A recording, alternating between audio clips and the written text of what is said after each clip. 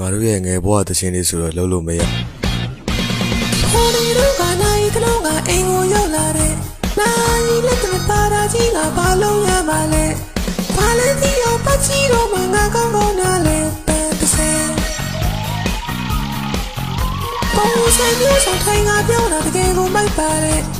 ညံတော်မီတော်မကောင်းကောင်းကောင်းလဲတိတ်ဆုံးတဲ့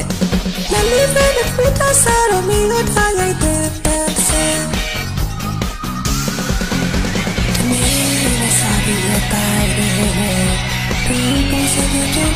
Baby, cry.